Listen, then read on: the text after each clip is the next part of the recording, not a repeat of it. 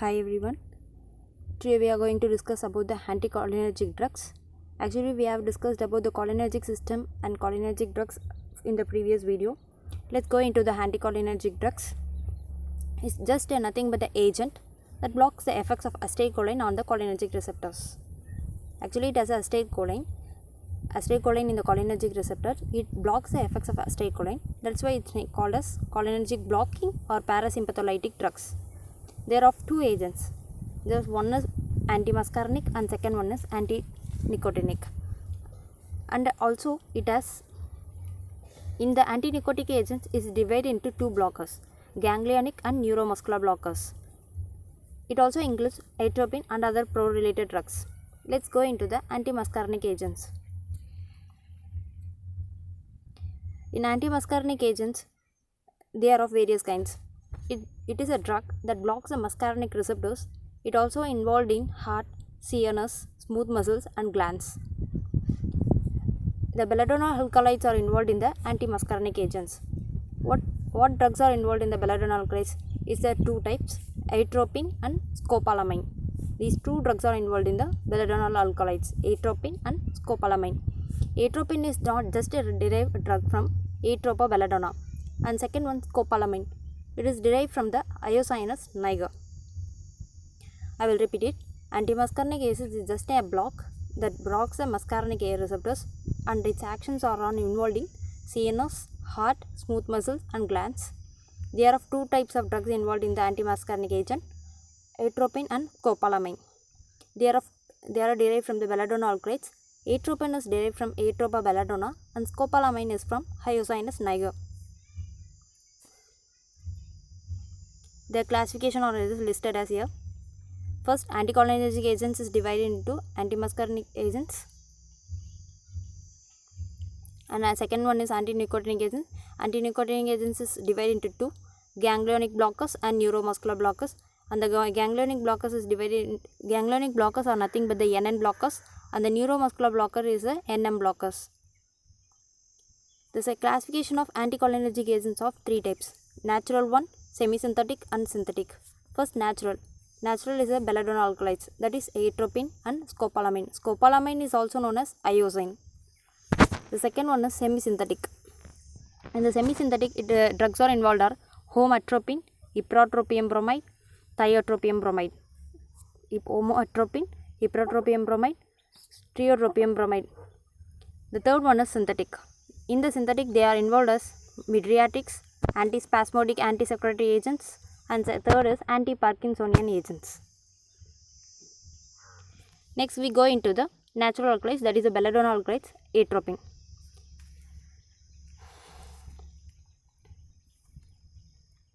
Atropine is actually a tertiary ammonium compound and also a central nervous CNS stimulant. Their actions are involved in CNS, CVS, glands, high, GIT and urinary bladder. CNS, CVS, gland, high, GIT and urinary bladder. First we go one by one. First one is CNS. In CNS there are three doses, therapeutic doses and larger doses and also lower doses.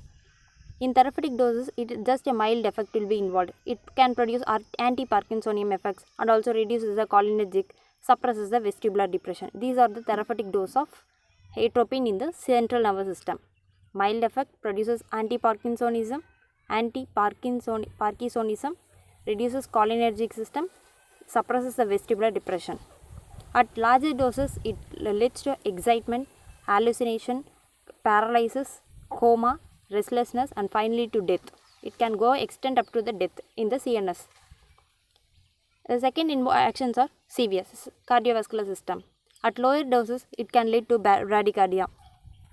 Initially, bradycardia blocks the presynaptic muscles of autoreceptors. That's why it leads to bradycardia. At lower doses, it initially leads to bradycardia. In the bradycardia, what mechanism will be happening is it blocks the presynaptic muscles of autoreceptors. At therapeutic doses, it leads to tachycardia. Tachycardia by blockade of M receptors of heart. Also impedes AV conduction. At the third one is higher doses. It leads to flushing of face, hypotension. It's because of due to vasodilation. First, lower doses bradycardia. In bradycardia, it will occur blockage of presynaptic muscles and autoreceptors. In therapeutic dose, tachycardia.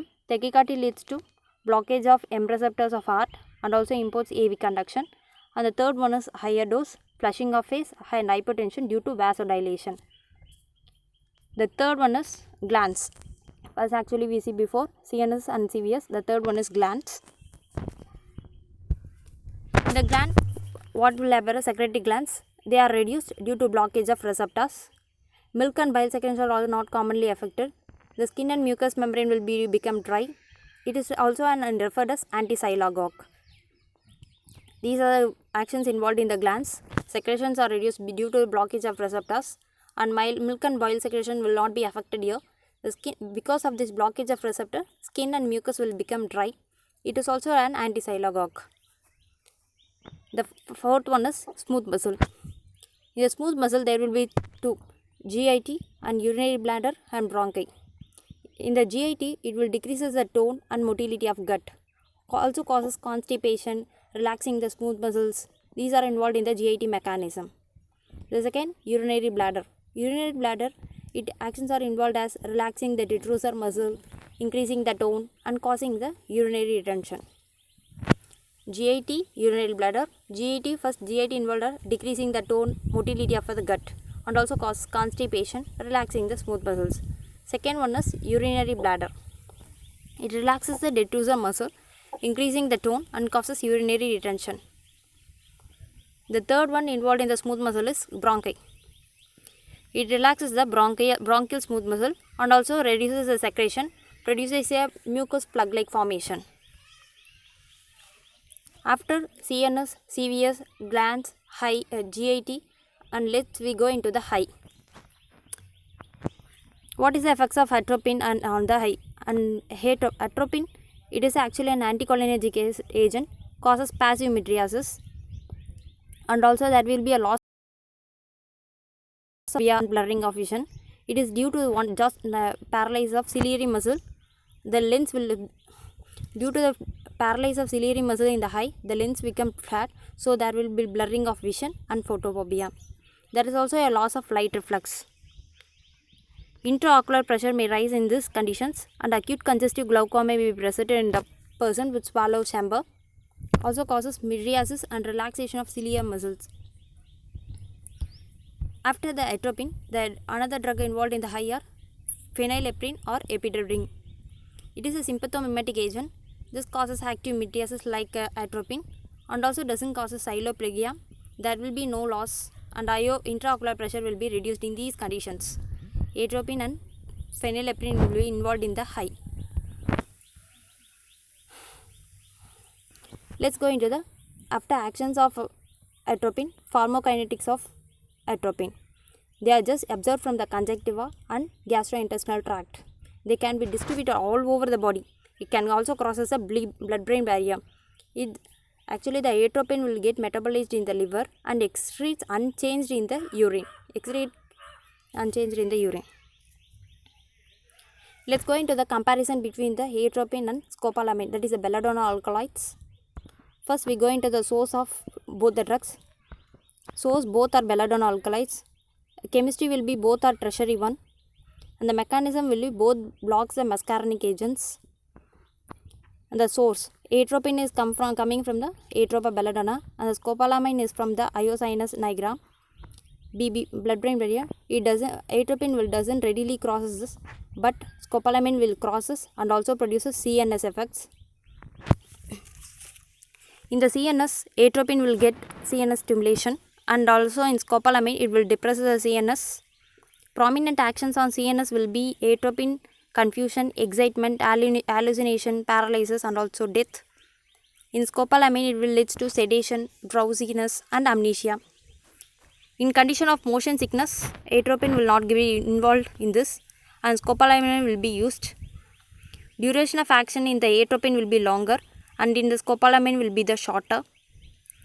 Use as a cardiac vagolytic can be used in atropine condition but not in the scopolamine. These are the comparison between the atropine and scopolamine. Source, both are belladonna alkaloids. Chemistry will be both are tertiary one. Mechanism will be both blocks the muscarinic receptors. The different sources are atropine belladonna and scopolamine is Ioscinus nigra. Duration will be longer in atropine and duration will be shorter in scopolamine. Next, let's go into the atropine substitutes, that is the semisynthetic derivatives like that. Actually, a belladonna alkaloids have wide range of effects and therapeutic activity. Side effects will be there because of lack of selectivity.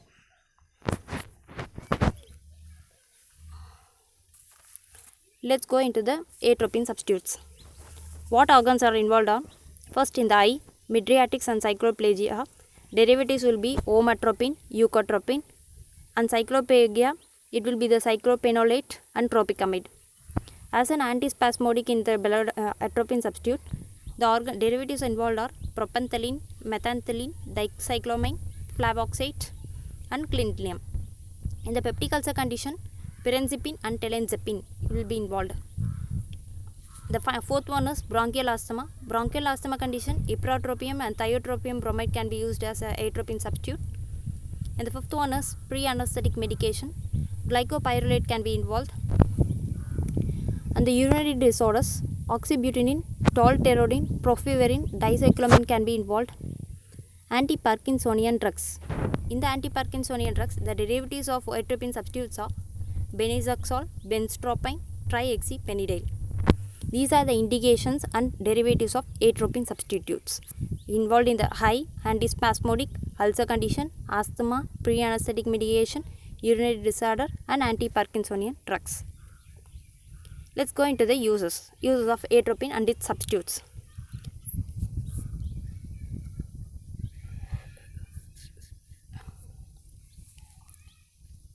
First, it is involved in mydriatic condition, that is a high, and also the cycloplegia. Drugs involved are atropine, omatropine, cyclopentolate, tropicamide.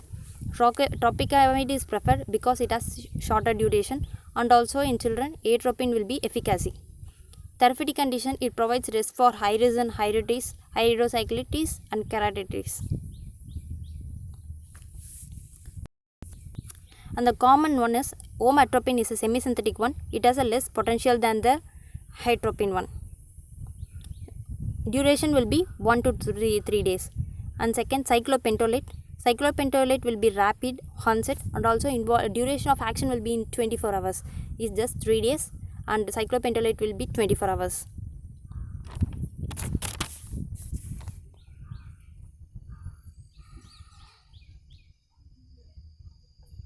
Next, we go into the pre-anesthetic medication.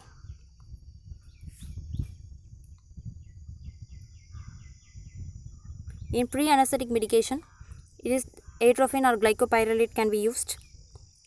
They use prior to administration of general anesthetics and also used in preventing vagal bradycardia. It is the atropine substitutes, and also they are used in relieving the laryngospasm. Glycopyrrolate is an anticholinergic effect, so that is not commonly involved here.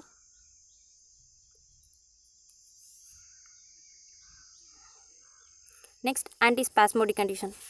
In antispasmodic condition, dicyclomine will be involved. Actually, dicyclomine will be a tertiary ammonium compound. They are also antispasmodic and antiemetic, useful in dysmenorrhea and renal condition, abdominal colic.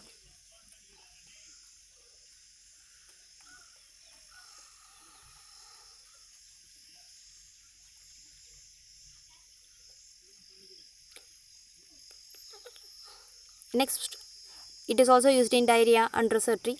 Atropine will relieve the colic pain. Renal and biliary colic, atropine can be used. And further, antispasmodic oxybutynin can also be involved. Actually, what is defined as oxybutynin? It is just a selective action in urinary and salivary gland. Due to vesiculoselective action, the oxybutynin can be involved. The third one is tolterodine. It is selective for urinary bladder. Decreases the frequency and urgency in the detrusor muscle, so the tolterodine is used. And the final one, flavoxate. Flavoxate relieves the urgency and frequency of duration to prevent cystitis, prostatitis, or urethritis. Next, in organophosphorus poisoning, atropine is a life-saving one, so can be used also in mushroom poisoning. And also atropine can be used in Curare poisoning, mushroom poisoning. In Curare poisoning, it can be used with neostigmine. In bronchial asthma, ipratropium bromide and tiotropium bromide can be used. They are administered by meter doses. Also nebulizer. Its main action are producing the bronchodilation. In vagolytic condition, they are used to treat sinus bradycardia and partial heart block. It also improves the AV conduction. The final one, Parkinsonism. In Parkinsonism, they are centrally acting anticholinergic drugs are preferred. They are also used in idiopathic Parkinsonism. Controls the tremor and rigidity. Then let's discuss about some more drugs in the atropine substitutes. Like ipratropium bromide. Ipratropium bromide can be administered by inhalation on selective action or bronchial smooth muscles. The next one is tiotropium bromide. It has a longer acting than tiotropium bromide. And also the next one is pyrazipine. Pyrazipine it's a selective action that is used in peptic ulcer condition. Side effects will be dryness, constipation and tachycardia.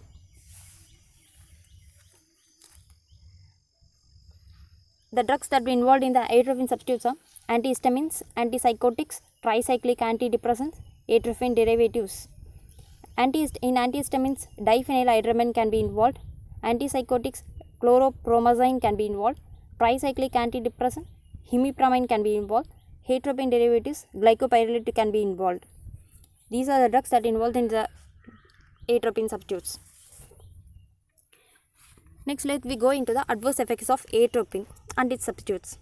First, it will get involved in the gastrointestinal tract.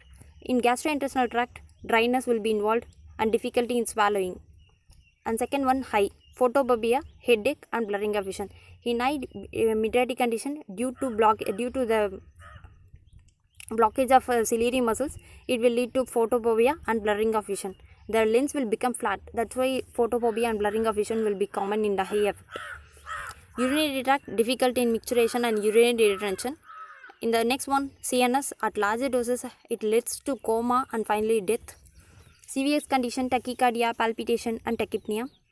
Acute ballerina poisoning, common in children one. Respiratory depression will be involved and also cardiovascular collapse and coma.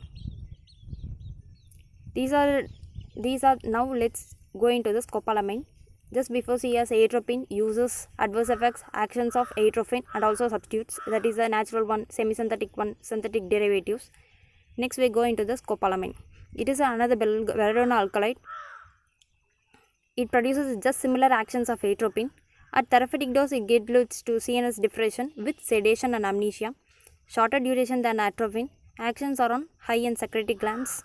Drug of choice for motion sickness. It's mainly used in motion sickness. It can also cause sedation and dryness due to its efficacy. The drug interaction with scopolamine will be blockers, phenothiazines, and also anticholinergic side effects can be common. They are alters the absorption and increasing the GI transmit time. Next we go into the antinicotinic blockers, that is the ganglionic blockers and neuromuscular blockers. First we go into the ganglionic blockers. It acts as an receptors of autonomic ganglia, actions on heart and GIT. Two sides are there, parasympathetic and sympathetic. First parasympathetic will go into the acetylcholine and releases into the effector cell. And the second sympathetic crosses the acetylcholine and directly enters into the effective cell. No acetylcholine will be releases there. These are the ganglionic blockers. And finally going to the dentistry. In dentistry conditions, atropine will be drugs causes will be dry mouth or all anticholinergic agents causes dry mouth, and tricyclic depressants are also involved. Clonidine central sympatholytic agent can also involve. It just used to maintain good oral hygiene, and contraindications are glaucoma conditions.